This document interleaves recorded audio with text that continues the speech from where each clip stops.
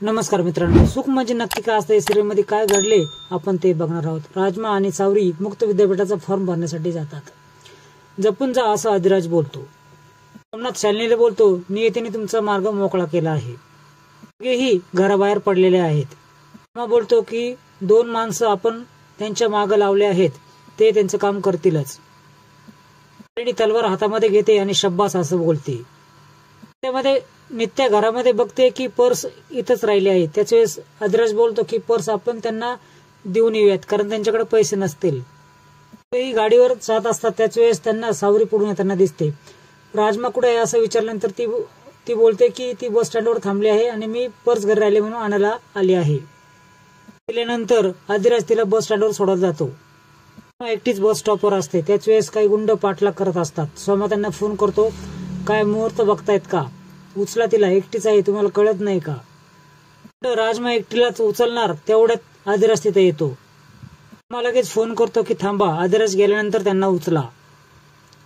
तिला उचलणार तेवढ्यात लवली आणि नित्या तिथे येतात.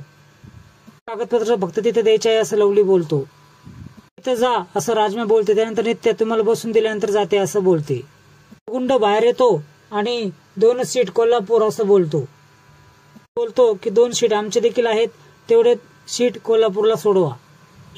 ती गाडीमध्ये बसतात आणि ती गाडी तिथून निघून जाते. चुकल्यासारखं वाटत आहे का असं नित्या बोलते. त्यानंतर लवली बोलतो की हो ना, कागदपत्र माझ्याकडेच राहिले आहे आणि रिकामा पाकिट ते घेऊन गेलाय, याचा अर्थ मला पुन्हा पेट्रोल घालावंच लागेल. ते दोघं पाठलाग करत गाडीचे जातात. मात्र कोल्हापूरची दिशा सोडून दुसऱ्या दिशेने गाडी घेऊ लागतात. थोडी शंका येते, ही गाडी इकडे का वळवलीत, कोल्हापूरचं रस्ता दुसरीकडे आहे असं ती बोलते. सीट सोडल्यानंतर आपण कोल्हापूरकडे वळणार आहे असं तो गुंड बोलतो. त्या आणि लवली कोल्हापूरच्या दिशेने चाललेल्या असतात, पण त्यांना गाडी कुठे दिसत नाही. ते शंका येते त्यांना आणि ते थांबतात. ते दिसायला पाहिजे होती. नित्या म्हणते की मी म्हटलं तर तुला काहीतरी गडबड आहे म्हणून. ते अधिराजला फोन लावते पण फोन बंद असतो. लवलीला ती बोलते की आता आपल्यालाच त्यांना शोधावं लागल. सावरी बोलते गाडी थांबवा. राजमा बोलते की गाडी थांबवा, आम्हाला इथंच उतरायचं आहे. गाडी थांबवा नाही तर आम्ही आरडाओरडा करू असं राजमा बोलते. ही मोठमोठ्याने ओरडू लागतात. आता शांत बसा, तुमचा बाप जरी आला ना तर तुमची इथून सुटका नाही असं तो म्हणतो. तेवढ्यात समोर अधिराज गाडी घेऊन उभा असतो. आमचं नाही तर तुमचा सर्वांचाच बाप आला आहे समोर बघा असं बोलते. अधिराज त्या गाडीच्या दिशेने येऊ लागतो. दोघेही खाली उतरतात. ते गुंड गाडी वळवतात आणि तिथून पळून जायला लागतात. नाही, अधिराज जवळ करतो आणि तुम्ही व्यवस्थित आहेत ना असं विचारतो. खूप चिडते आणि सोमाच्या कानामागं मारते. मला तेच सांगायला का लावतोस असं ती सोमाला बोलते. जीवाशी कोणी खेळत असेल तर मी मागे पुढे बघणार नाही असं सोमा बोलतो. तुझ्या चुकीमुळे माझा जीव गेला तर मी काय करायचं, शालिनी बोलते. त्याचे सोमा बोलतो, तुम्हीच म्हणालात ना राजमा संपली तर नित्य आपोआपच संपेल. मी तिला उचललं, मग असं तू 4 चौकात उचलणार का असं शालिनी बोलते. नव्हती, तिच्याबरोबर सावरी देखील होती असं सोमा सांगतो. आणि मागच्या वेळेस नित्याला पकडलं तर काय हाल केली माझी तुम्हाला माहित आहे ना असं शालिनी बोलते. हे सर्व तूच केलं आहे ना, हे त्याला म्हणजे अधिराजला वेगळं सांगायची काही गरज नाही असं शालिनी बोलते. मला काय माहित तो अधिराज मध्येच येईल म्हणून असं सोमा बोलतो. तो अधिराज आहे, कधी पण मध्ये टपकतो असं शालिनी बोलते. दबाव धरून कशी शिकार करतो ना तसंच आपल्याला वागायचं आहे असं शालिनी त्याला समजावून सांगते. योग्य संधी मिळाली पाहिजे, राजमाचा काटा काय अडाचा आहे आपल्याला असं शालिनी बोलते. ते अधिराजला फोन लावत असते. त्याच वेळेस राजमा आणि सावरी तिथे येतात.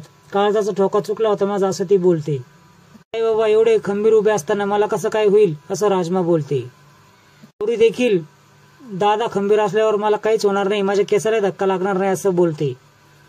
सावरीला सोडवलंच ना तेव्हाच मला शंका आली होती, म्हणून मी त्या गाडीचा पाठलाग करत होतो, पण गाडी काय हाती लागली नाही. हे शालिनीने का केलं असेल असं नित्या विचारते. मी असं काही करणार नाही, हा सर्व गोंधळ सोमाचाच असणार आहे असं अधिराज बोलतो. सावरीने काय केलं असं, तिच्या मागे का लागला आहे असं लवली बोलतो. नित्या देखील घटस्फोटावर सहाय्य करण्यासाठी केलेला प्रयत्न सांगत होती. टार्गेट नक्कीच राजमा असेल असं नित्या अंदाज व्यक्त करते. शालिनीसाठी पार्सल घेऊन येतो आणि पाहुणी देखील चहा घेऊन येते. सोमाने आणलेलं पार्सल शालिनी पाहुणीच्या हातामध्ये देते. मिठाई ही सर्व तुझ्यासाठी आहे असं ती पाहुणीला बोलते. मोठी मिठाई मी कशी काय खाऊ असं पाहुणी बोलते. त्यानंतर शालिनी बोलते, की तुझ्या नातलगांना दे, अधिराजला दे, ते सर्व तुझे आहेत ना, मग त्यांना दे. त्याला सांगू नकोस की मी दिली आहे म्हणून ती, नाही तर ती फेकून देईल, असं शालिनी बोलते.